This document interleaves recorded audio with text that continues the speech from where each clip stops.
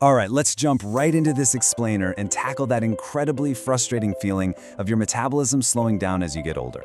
We've all heard the complaints, right? Your lifestyle hasn't really changed, but suddenly your energy is tanking and the scale absolutely refuses to budge.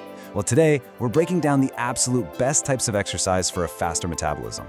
We're going way beyond the basics here to uncover the science of the 14-hour afterburn effect and the exact sequence of exercises you need to actually unlock it. So many people hit their 30s. They notice this sudden drop in energy and a stubborn waistline, and they seriously wonder if their metabolism just flipped an off switch.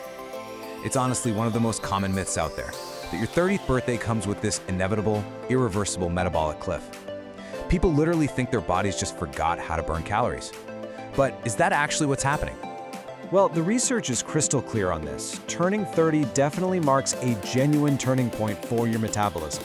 There are actual, real physiological shifts happening inside your body. So no, the slowdown is not all in your head. But it's also not a steep cliff you fall off overnight. Studies show that our baseline metabolic rate actually stays pretty stable through our middle decades. The sluggish changes we feel are driven by very specific physiological shifts, not just a ticking clock. To speed things back up, we first have to identify the real physiological culprit. There is a very specific biological mechanism happening quietly in the background as we age and, as our lives just get busier. It's called sarcopenia. Basically, that's the natural, gradual loss of a small percentage of muscle mass every single decade. Now, why does this matter so much for your waistline and your daily energy levels? It's because muscle is a highly metabolically active tissue. It literally requires energy just to exist on your frame.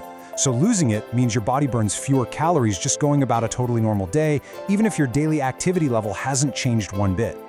And this quiet, sneaky process of muscle loss, it typically kicks off right around age 30, which perfectly explains that mysterious, frustrating shift in your baseline energy.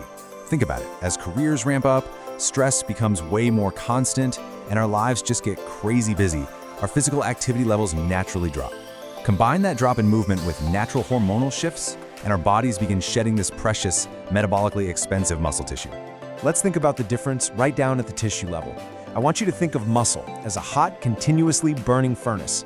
Every single pound of muscle you build or preserve permanently raises your resting metabolic rate.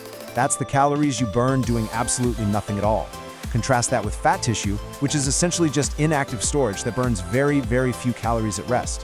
When you lose muscle due to sarcopenia, you are quite literally shrinking your body's internal furnace. So strength training is your absolute best defense against sarcopenia. But here's the kicker. Not all lifting is created equal.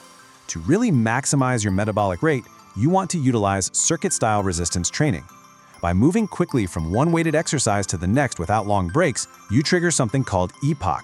That stands for excess post-exercise oxygen consumption. This creates a massive afterburn effect, meaning your body continues to burn calories at an accelerated rate for up to 14 hours after you leave the gym.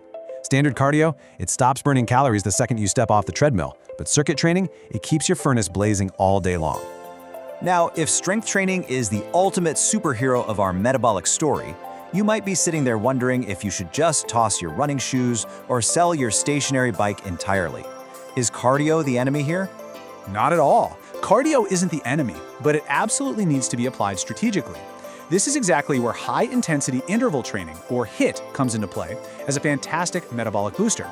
But listen up, because here is the absolute golden rule of concurrent training. Sequence matters. You must lift weights before you do your cardio. If you do cardio first, you create local muscle fatigue. That means you literally won't be able to lift heavy enough to trigger that muscle-preserving, sarcopenia-fighting stimulus we just talked about. So remember, always lift first, then sweat it out with cardio. All right, let's pivot and look at how this builds into your daily life outside the gym. Because while formal exercise is critical, there's a hugely overlooked metabolism booster that works alongside your training to create a massive, massive impact on your daily calorie burn. It's called NEAT, which stands for Non-Exercise Activity Thermogenesis. This basically encompasses all the movement you do outside of your formal workouts. Why is this such a game changer? Because honestly, a solid 45-minute workout simply cannot completely offset 10 hours of sitting down at a desk or lounging on a couch. That prolonged stillness just throws a massive wrench in your metabolism, which is exactly why NEAT is so incredibly vital for your overall metabolic health.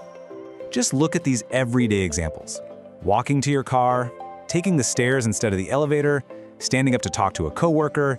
pacing around the room during a phone call, taking a quick short walk after meals. Individually, yeah, these tiny movements seem totally trivial. You probably don't even break a sweat.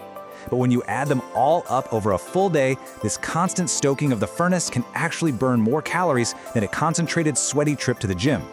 Movement generates energy far more than it drains it, and keeping your body in constant, gentle motion prevents that metabolic stall that comes from prolonged sitting. So how do we actually put all this amazing science into practice without going crazy? Well, you really don't need a complicated, exhausting routine to see results. You just need consistency. The absolute best routine is the one you will actually follow week after week, not the one that looks the most optimal on paper but leaves you totally burned out by Wednesday. Here's a great way to balance your week effectively. Monday, Wednesday, and Friday, focus on that circuit-style strength training. Hit the major muscle groups for 30 to 45 minutes to fight sarcopenia and trigger that awesome 14-hour EPOC Afterburn. Then, on Tuesday and Thursday, mix in your NEAT activities, or maybe brief HIIT sessions. And on the weekend, just enjoy a long active walk or a physical hobby you love. Consistency with this sequence is literally your metabolic superpower. The science is just so clear on this. By prioritizing lean muscle through strength training and staying actively in motion throughout the day with NEAT, you have the power to take control of your metabolism at absolutely any age. You are not at the mercy of a ticking clock. Your metabolism responds to the consistent, everyday habits you build. So if your metabolism is a furnace, the real question is this: are you currently throwing water on it by sitting around all day, or are you throwing logs on the fire by building lean muscle? The choice is entirely up to you. Subscribe to Metabolism Hacks for more science-backed metabolic tips.